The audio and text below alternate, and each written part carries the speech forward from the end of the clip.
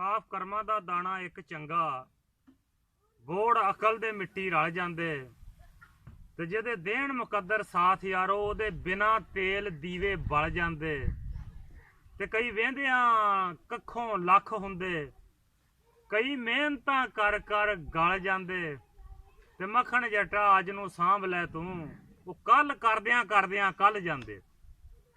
ਮੱਖਣ ਜੱਟ ਪੰਜਾਬੀ ਚੈਨਲ ਵੱਲੋਂ तमाम सुनने वाले वीरां भरावां बेलियां देसियां परदेसियां नूं अस्सलामु अलैकुम।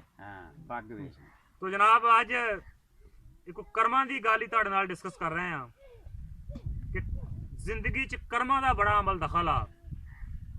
ते अचौरी खालद मेरे नाल आ बैठा, इन्हें भी जमाना फिरिया ते बख्तां तो बाद गल कोई नहीं बनदी। स्टोरी ये है कि दो सगे भरा सन, एक दे वक्त बड़े चंगे सी, दूसरे दे वक्त जरा कमजोर सी। वो जेड़े वक्त चंगे सी वो जेड़े काम नूं भी हथ लाउंदा सी तरक्की हो जांदी सी, मिट्टी नूं हथ लाउंदा सी सोना बन जांदा सी। किसा कोता जेड़ा कारोबार भी करदा सी उहदे च उहनूं बरकत हुंदी सी, बरकत हुंदियां दूनियां तीनियां हुंदियां, वो नहायत अमीर आदमी हो गया। जेड़ा दूसरा भरा सी वो गरीब तो गरीब तर हो गया।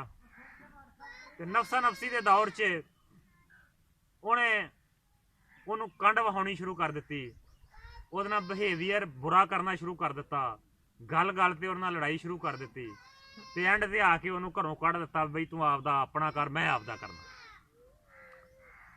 वो भी अपना को हल्का फुल्का कच्चा मकान बना के बह गया ते इंतजार च डह पिया कि शायद मेरे भी नसीब जागन, मैं भी मेहनत करा, मैनू भी अल्लाह दी ज़ादे दे बराबर ते लै आवे।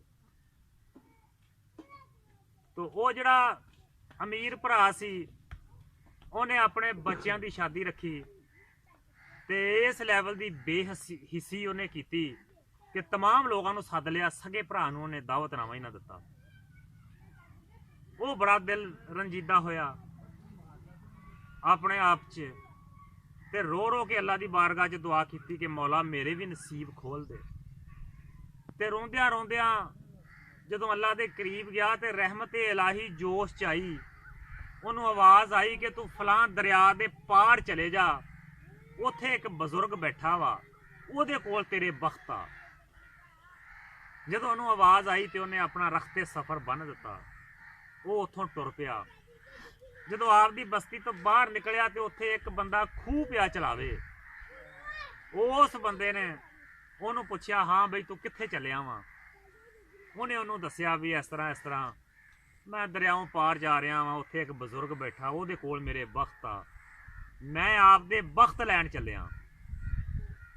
खूह चलाउण वाला बंदा कहण लगा, यार ठीक है तू चलिया तो है आ, वो मेरे बारे भी पुछी उन्होंने कि मैं भी मेहनत बड़ी करदा वा पर मेरे भी दिन नहीं फिरदे।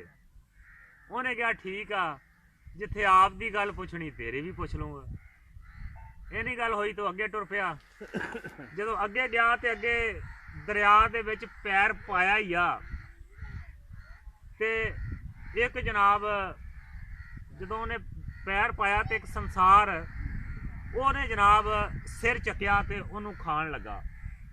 जदों खाण लगा तो उन्हें उच्ची देनी उन्होंने आवाज़ दी, उन्होंने कहण लगा, ओ मगरमच्छ मैनू ना खाई, मैं तो समुंदर मैं इस दरिया के पार जा रहा वा, उत्थे एक बजुर्ग आ, उहदे नाल मेरी मुलाकात आ, वो अल्लाह दा नेक बंदा वा ते उहदे कोल मेरे बख्त आ, मैं आपदे बख्त लैन चला, मैनू खाई ना। वो मगरमच्छ ने आख्या बई ठीक है तेन मैं एक शरत ते छड्डूंगा कि मेरा भी एक तू सवाल करना उस बजुर्ग अगे। आए ओ की? उन्हें कहा मेरा सवाल यह है भी मैं हर वेले पानी च रहिना। लम्या मगरमच्छ ने आख्या मैं हर वेले पानी च रहिना वा पर मेरे सीने की अग फिर मट्ठी नहीं पैंदी, साड़ नहीं फिर भी हटदा। उन्हें कहा ठीक आ, मैं दरियाओं पार जाऊंगा तो तेरा भी ये सवाल करूंगा। उन्हें कहा तो मेरी कंड ते बह। वो कंड ते बैठा, उन्हें जनाब दरिया तो पार अगले किनारे जाके उन्होंने उतार। वो हुण जदों वो सफरे तुरया तो अगे घोड़ियां दा एक इज्जड़ आया ते घोड़ियां उहदे वालों सीधियां दौड़ आ रही वा ਤੇ ਉਹਨੂੰ ਆ ਕੇ ਮਾਰਨ ਲੱਗੀਆਂ ਤੇ ਪਿੱਛੋਂ ਘੋੜੀ ਦੀਆਂ ਜਿਹੜੀ ਸਰਦਾਰ ਸੀ ਨਾ ਉਸ ਜੜਦੀ ਉਹਨੇ ਆਵਾਜ਼ ਦਿੱਤੀ ਮਾਰਿਓ ਨਾ ਇਹਨੂੰ, ਪੁੱਛ ਲਓ ਕਿੱਧਰ ਨੂੰ ਚੱਲਾ। ਉਹਨੂੰ ਜਨਾਬ ਉਹਨਾਂ ਨੇ ਪੁੱਛਿਆ ਤੇ ਉਹਨੇ ਆਖਿਆ ਬਈ ਮੈਨੂੰ ਨਾ ਮਾਰਿਆ ਜੇ, ਇਹ ਥੋੜੇ ਸਫ਼ਰ ਤੇ ਥੋੜੇ ਫਾਸਲੇ ਤੇ, ਉਹਨਾਂ ਕਿਹਾ ਮੈਨੂੰ ਨਾ ਮਾਰਿਆ ਜੇ, ਇਹ ਥੋੜੇ ਫਾਸਲੇ ਤੇ ਇੱਕ ਬਜ਼ੁਰਗ ਬੈਠਾ ਵਾ, ਉਹਦੇ ਕੋਲ ਮੇਰੇ ਬਖਤ ਆ ਤੇ ਮੈਂ ਆਪਦੇ ਬਖਤ ਲੈਣ ਚੱਲਾ ਵਾਂ। ਉਹ ਘੋੜੀਆਂ ਦੀ ਸਰਦਾਰ ਨੇ ਆਖਿਆ ਕਿ ਅਸੀਂ ਤੈਨੂੰ ਕੁਝ ਨਹੀਂ ਆਂਦੀਆਂ, ਪਰ ਇੱਕ ਸ਼ਰਤ ਆ, ਤੂੰ ਸਾਡੇ ਬਾਰੇ ਵੀ ਉਹਨਾਂ ਨੂੰ ਪੁੱਛਣਾ ਵਾ। ਉਹਨੇ ਕਿਹਾ ਜੀ ਦੱਸੋ ਤੁਹਾਡੇ ਬਾਰੇ ਕੀ ਪੁੱਛਣਾ? ਉਹਨੇ ਕਿਹਾ ਸਾਡੇ ਬਾਰੇ ਤੇ ਇਹ ਗੱਲ ਪੁੱਛਣੀ ਆ ਵੀ ਸਾਡਾ ਜਿੰਨਾ ਵੀ ਜਿਹੜਾ ਹਰ ਘੋੜੀ ਦੀ ਕੰਡ ਸੜਦੀ ਰਹਿੰਦੀ ਆ ਹਰ ਵੇਲੇ, ਛਾਵੇਂ ਹੋਈਏ ਤਾਂ ਵੀ, ਧੁੱਪੇ ਹੋਈਏ ਤਾਂ ਵੀ। ਉਹਨੇ ਕਿਹਾ ਠੀਕ ਆ, ਵਾਅਦਾ ਰਹਿ ਗਿਆ, ਤੁਹਾਡੀ ਗੱਲ ਵੀ ਮੈਂ ਬਜ਼ੁਰਗ ਕੋਲੋਂ ਜ਼ਰੂਰ ਪੁੱਛੂੰਗਾ।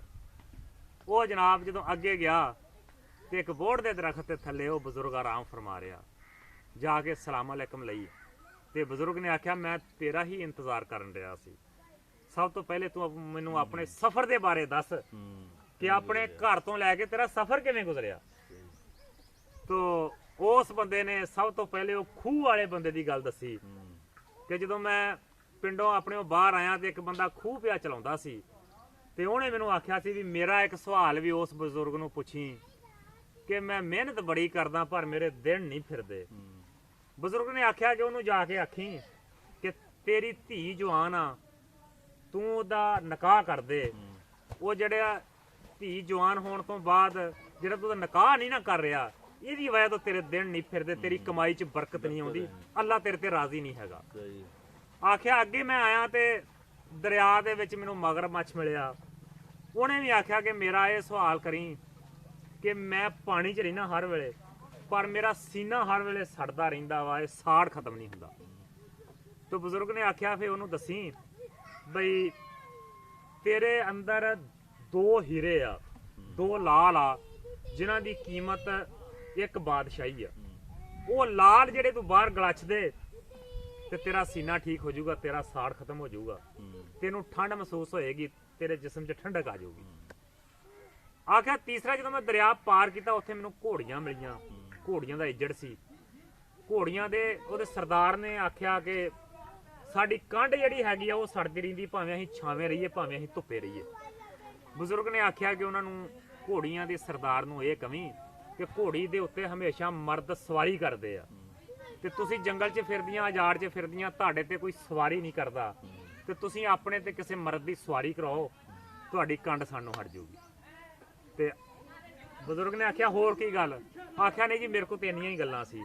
ਬਜ਼ੁਰਗ ਨੇ ਆਖਿਆ ਜਾ ਫਿਰ ਵਾਪਸ ਚਲੇ ਜਾ, ਇਹ ਤਿੰਨਾਂ ਨੇ ਜਿਹਨੇ ਤੇਰੇ ਰਾਹ 'ਚ ਟੱਕਰੇ, ਜਿਨ੍ਹਾਂ ਨੇ ਤੇਰੇ ਤੇ ਸਵਾਲ ਕੀਤੇ ਸੀ ਨਾ, ਇਹ ਤਿੰਨਾਂ ਨੂੰ ਜਾ ਕੇ ਜਵਾਬ ਦੇ ਇਹਨਾਂ ਗੱਲਾਂ ਦੇ ਤੇ ਤੇਰੇ ਵਕਤ ਸਮਝ ਲਾ ਜਾਗ ਪਏ। ਲਓ ਜੀ ਉਹ ਵਾਪਸ ਪਰਤਿਆ।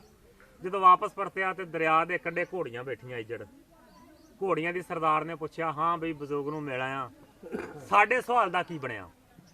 ਉਹਨੇ ਆਖਿਆ ਜੀ ਕਿ ਬਜ਼ੁਰਗ ਨੇ ਆਖਿਆ ਕਿ ਤੁਹਾਡੇ ਤੇ ਕਿਸੇ ਨੇ ਸਵਾਰੀ ਨਹੀਂ ਕੀਤੀ, ਘੋੜੀਆਂ ਸਵਾਰੀ ਕਰਨ ਵਾਸਤੇ ਹੁੰਦੀਆਂ ਵਾ, ਤੇ ਤੁਸੀਂ ਤੇ ਕਿਸੇ ਨੂੰ ਸਵਾਰੀ ਕਰਨ ਦੋ ਤੁਹਾਡਾ ਸਾੜ ਖਤਮ ਹੋ ਜਾਊਗਾ। ਤੇ ਸਰਦਾਰ ਜਿਹੜੀ ਘੋੜ ਨੇ ਕਿਹਾ ਤੇ ਅੱਜ ਤੋਂ ਬਾਅਦ ਅਸੀਂ ਤੇਰੀ ਮਲਕੀਅਤ ਆ, ਤੂੰ ਸਾਡੇ ਤੇ ਸਵਾਰੀ ਕਰ ਤੇ ਸਾਡਾ ਸਾੜ ਖਤਮ ਹੋ ਜਾਵੇ। ਲੋ ਜੀ ਉਸ ਬੰਦੇ ਨੇ ਉਹ ਸਵਾਰੀ ਕੀਤੀ। ਜਦੋਂ ਸਵਾਰੀ ਕੀਤੀ ਤਾਂ ਉਹਨਾਂ ਨੇ ਮਹਿਸੂਸ ਕੀਤਾ ਵੀ ਸਾਨੂੰ ਠੰਡਕ ਆ ਗਈ। ਅੱਗੇ ਆਇਆ ਤੇ ਅੱਗੇ ਜਨਾਬ ਮਗਰਮੱਛ ਬੈਠਾ। ਆਖਿਆ ਹਾਂ ਬਈ ਮੇਰੇ ਸਵਾਲ ਦਾ ਕੀ ਕੀਤਾ? ਉਹਨੇ ਉਹਨੂੰ ਵੀ ਦੱਸਿਆ ਵੀ ਤੇਰੇ ਅੰਦਰ ਦੋ ਹੀਰੇ ਆ, ਜਿਨ੍ਹਾਂ ਦੀ ਵਜ੍ਹਾ ਤੋਂ ਤੂੰ ਹਰ ਵੇਲੇ ਸਾੜ ਚਾਂ ਤਪਸ ਚਾਂ, ਉਹ ਜਲਨ ਪਾਈ ਰੱਖਦੇ ਤੇਰੇ ਅੰਦਰ, ਉਹ ਗਲੱਛ ਦੇ, ਤੇਰਾ ਸਾੜ ਖਤਮ ਹੋ ਜਾਊਗਾ। ਸੰਸਾਰ ਨੇ ਕੰਢੇ ਤੇ ਆਇਆ, ਉਹਨੇ ਉਹ ਗਲੱਛੇ ਦੋ ਹੀਰੇ ਬਾਹਰ ਆ ਗਏ। ਜਦੋਂ ਬਾਹਰ ਆ ਗਏ ਤਾਂ ਸੰਸਾਰ ਸਕੂਨ 'ਚ ਹੋ ਗਿਆ, ਉਹਦਾ ਸਾੜ ਖਤਮ ਹੋ ਗਿਆ। ਉਹਨੇ ਜਦੋਂ ਦੋ ਹੀਰੇ ਚੱਕੇ ਤੇ ਕਿਆ ਉਹਨਾਂ ਦੀਆਂ ਚਮਕਾਂ, ਕਿਆ ਬਾਤ ਉਹਨਾਂ ਦੀ। ਉਹ ਲੈ ਕੇ ਹੀਰੇ ਜੇਬ 'ਚ ਪਾ ਲਏ ਤੇ ਘੋੜੀਆਂ ਲੈ ਕੇ ਤੇ ਵਾਪਸ ਆਪਦੇ ਪਿੰਡ ਆ ਗਿਆ। ਅੱਗੇ ਆਇਆ ਤੇ ਅੱਗੇ ਉਹ ਬਜ਼ੁਰਗ ਜਿਹੜਾ ਸੀ ਖੂਹ ਚਲਾਣ ਡਿਆ, ਉਹਨੇ ਡੱਕ ਲਾਉਣ ਕੇ ਹਾਂ ਜੀ ਮੇਰੇ ਸਵਾਲ ਦਾ ਕੀ ਕੀਤਾ? ਉਹਨੇ ਆਖਿਆ ਜੀ ਤੇਰੇ ਵਾਸਤੇ ਇਹ ਆ ਵੀ ਤੂੰ ਆਪਣੀ ਬੇਟੀ ਦਾ ਨਿਕਾਹ ਕਰ ਦੇ, ਉਹਦੀ ਵਜ੍ਹਾ ਤੋਂ ਤੇਰਾ ਰਿਜ਼ਕ ਅੱਲਾ ਨੇ ਡੱਕਿਆ ਹੋਇਆ ਵਾ, ਨਿਕਾਹ ਹੋ ਗਿਆ ਤੇ ਤੇਰੇ ਤੇ ਕਰਮ ਹੋ ਜਾਊਗਾ, ਰਿਜ਼ਕ ਆਉਣਾ ਸ਼ੁਰੂ ਹੋ ਜਾਊਗਾ। ਤੇ ਉਹਨੇ ਆਖਿਆ, ਉਹਨੇ ਕਿਹਾ ਜੀ ਮੈਂ ਆਪਣੀ ਬੇਟੀ ਦਾ ਨਿਕਾਹ ਤਾਂ ਨਹੀਂ ਕਰ ਸਕਿਆ ਕਿ ਅੱਜ ਜਹੇਜ਼ ਦੀ ਬੜੀ ਵੱਡੀ ਲਾਨਤ ਆ, ਮੈਂ ਗਰੀਬ ਆਦਮੀ ਆ, ਹਜੇ ਮੇਰੇ ਕੋਲ ਇਹ ਪੋਜੀਸ਼ਨ ਨਹੀਂ ਹੈਗੀ ਕਿ ਮੈਂ ਨਿਕਾਹ ਕਰਾਂ। ਤੇ ਅਗਰ ਤੂੰ ਰਾਜ਼ੀ ਹੁੰਨਾ ਵਾ ਤੇ ਮੈਂ ਤੇਰੇ ਨਾਲ ਆਪਣੀ ਧੀ ਦਾ ਨਿਕਾਹ ਕਰਨ ਲਈ ਤਿਆਰ ਹਾਂ। ਉਹਨੇ ਵੀ ਸੋਚਿਆ, ਉਹਨੇ ਕਿਹਾ ਠੀਕ ਹੈ, ਇਹ ਸਬੱਬ ਬਣਿਆ ਮੇਰੀ ਬੁਲੰਦੀ ਦਾ। ਉਹਨੇ ਵੀ ਹਾਂ ਕਰ ਦਿੱਤੀ। ਬਾਦਸ਼ਾਹ ਜਿਹੜਾ ਸੀ ਕਾਜ਼ੀ ਸੱਦ ਲਿਆ, ਉਹਨਾਂ ਨੇ ਨਿਕਾਹ ਕਰ ਦਿੱਤਾ। ਨਿਕਾਹ ਕਰਨ ਤੋਂ ਬਾਅਦ ਜਨਾਬ ਉਹ ਆਪਣੀ ਬੀਵੀ ਵੀ ਘਰੇ ਲੈ ਆਇਆ, ਘੋੜੀਆਂ ਦਾ ਇੱਜੜ ਵੀ ਉਹਦੇ ਕੋਲ, ਹੀਰੇ ਵੀ ਉਹਦੇ ਕੋਲ। ਇੱਕ ਹੀਰਾ ਵੇਚ ਕੇ ਉਹਨੇ ਜਨਾਬ ਬਹੁਤ ਆਲੀਸ਼ਾਨ ਮਕਾਨ ਬਣਾਇਆ। ਜਿਹੜਾ ਉਹਦਾ ਭਰਾ ਜਿਹਨੇ ਕੱਢ ਦਿੱਤਾ ਸੀ, ਉਹੀ ਭਰਾ ਆਪਣਾ ਜੀਆ ਜੰਤ ਲੈ ਕੇ, ਉਹਦੀ ਬੁਲੰਦੀ ਵੇਖ ਕੇ, ਉਹਦੀ ਅਮੀਰਤ ਵੇਖ ਕੇ ਉਹਦੇ ਕੋਲ ਮਾਫੀ ਮੰਗਣ ਵਾਸਤੇ ਆ ਗਿਆ। ਉਹਨੇ ਫਿਰ ਵੀ ਬੜੇ ਜ਼ਰਫ ਦਾ ਮੁਜ਼ਾਹਰਾ ਕੀਤਾ, ਆਪਣੇ ਭਰਾ ਨੂੰ ਮਾਫ ਕਰ ਦਿੱਤਾ ਤੇ ਨਾਲ ਉਹਨੂੰ ਇਹ ਨਸੀਹਤ ਕੀਤੀ ਕਿ ਵੇਲੇ ਮੰਦੇ ਚੰਗੇ ਆਉਂਦੇ ਰਹਿੰਦੇ ਆ ਤੇ ਕੰਡ ਨਹੀਂ ਕਰਨੀ ਚਾਹੀਦੀ। ਤੋ ਮੇਰੀ ਗੱਲ ਸੁਣਾਉਣ ਦਾ ਮਕਸਦ ਇਹ ਆ ਕਿ ਵਕਤ ਕਿਸੇ ਵੇਲੇ ਵੀ ਜਾਗ ਸਕਦੇ ਆ। ਅਗਰ ਤੁਹਾਡੇ ਕੋਲ 4 ਕੌਡਾਂ ਆ ਗਈਆਂ ਵਾ ਤੇ ਗਰੀਬ ਰਿਸ਼ਤੇਦਾਰਾਂ ਨੂੰ ਦਤਕਾਰਿਆ ਨਾ ਕਰੋ, ਉਹਨਾਂ ਤੋਂ ਵੱਲੋਂ ਕੰਡ ਨਾ ਕਰਿਆ ਕਰੋ, ਉਹਨਾਂ ਦਾ ਸਾਥ ਦਿਆ ਕਰੋ। ਇਹ ਦੌਲਤ ਜਾਇਦਾਦ, ਇਹ ਸਾਰਾ ਖਜ਼ਾਨਾ ਇਹ ਢਲਦਾ ਪਰਛਾਵਾਂ ਵਾ। ਅੱਜ ਕਿਸੇ ਕੋ, ਅੱਜ ਮੇਰੇ ਕੋ, ਕੱਲ ਤੁਹਾਡੇ ਕੋ ਇਹ ਰਿਸ਼ਤੇ ਨਹੀਂ ਲੱਭਦੇ। ਰਿਸ਼ਤਿਆਂ ਦੀ ਕਦਰ ਕਰੋ।